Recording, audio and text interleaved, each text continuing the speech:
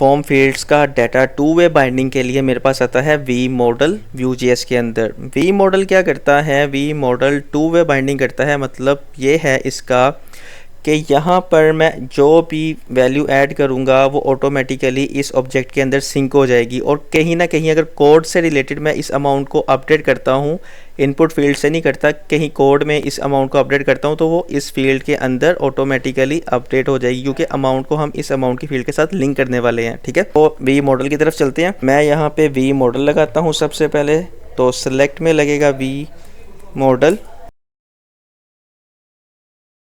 V model जो है वो एक वेरिएबल लेता है, तो हमारे केस में वेरिएबल होगा फॉर्म डाटा, और फॉर्म डाटा क्योंकि ऑब्जेक्ट है, वी मॉडल लेगा क्या, वेरिएबल। तो फॉर्म डाटा के अंदर हमारे पास है variable category dot I D. तो यहाँ पे डॉट लगा के कैटेगरी डॉट आई डी को मैं एक्सेस कर लूँगा। ठीक है, फॉर्म डाटा के अंदर डॉट लगाया मैंने और कैटेगरी आईडी लिख दिया। ठीक है, तो फॉर्म डाटा के अंदर जो कैटेगरी आईडी वेरिएबल है ना, वो अब वी मॉडल के अंदर असाइन हो गया। इसका मतलब है कि वी मॉडल के अंदर मैं जो भी करूँगा वो इस कैटेगरी आईडी के अंदर सिंक होता रहेगा।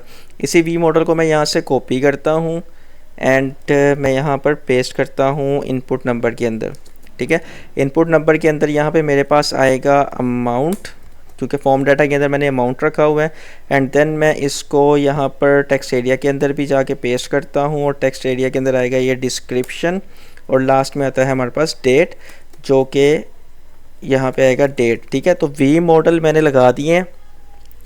वी मॉडल सेम इसी तरह है जिस तरह इनपुट के अंदर हम डालते हैं ना नेम, जिसके थ्रू हम क्या करते थे, हम PHP के अंदर इस नेम के थ्रू इसकी वैल्यू पकड़ते थे, ये वाली वैल्यू पकड़ते थे हम।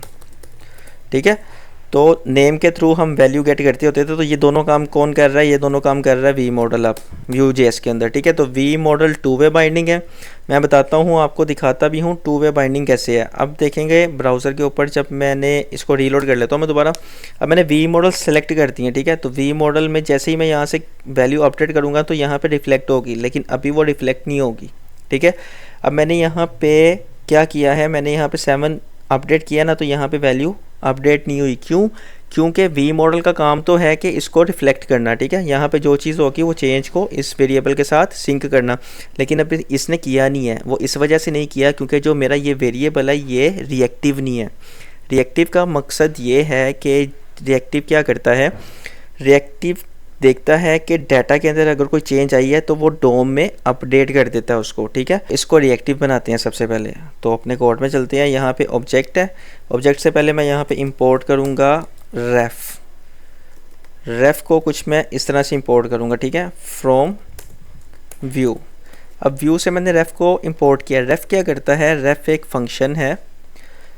ठीक है, रेफ एक फंक्शन है जो कि ऑब्जेक्ट को, जो भी वेरिएबल है उसको रिएक्टिव बनाता है। मतलब उसके अंदर जो भी चेंज आएगी वो उस चेंज को डिटेक्ट करता है, और जहाँ पे वो डोम के अंदर यूज़ हो रहा है वहाँ पे जाके उसको अपडेट कर देता है। ठीक है, डोम का मतलब है ये जो हमारे पास डॉक्यूमेंट ऑब्जेक्ट मॉडल है ब्राउज़र के अंदर। तो अभी मैं जैसे ही इसको अपडेट करूँगा, मैं इसको रीलोड कर देता हूँ। तो अभी मैं इसको सेव किया, और यहाँ पे जैसे ही मैं इसको अपडेट करूँगा तो मेरे पास ऑटोमेटिकली वैल्यू क्या हो रही है, अपडेट हो रही है। ठीक है, तो ये मेरे पास सब ही की होगी क्योंकि मैंने सब पे ही वी मॉडल लगाया है। और डिस्क्रिप्शन का भी डाल देते हैं थोड़ा सा, एंड कैटेगरी भी सिलेक्ट कर लेते हैं। ठीक है, तो ये हमारे पास क्या हो गया, सिंपल सा वी मॉडल भी आ गया, और हमारे पास क्या है, रेफ भी आ गया। तो ये हमारे पास बेसिक फॉर्म जो है हमारा रेडी हो गया है। अब इसके अंदर एक लास्ट में हमें बटन भी चाहिए, तो उसके लिए भी मैं डिव फॉर्म फील्ड ग्रुप लिखता हूँ, और उसके अंदर मैं लिख देता हूँ बटन।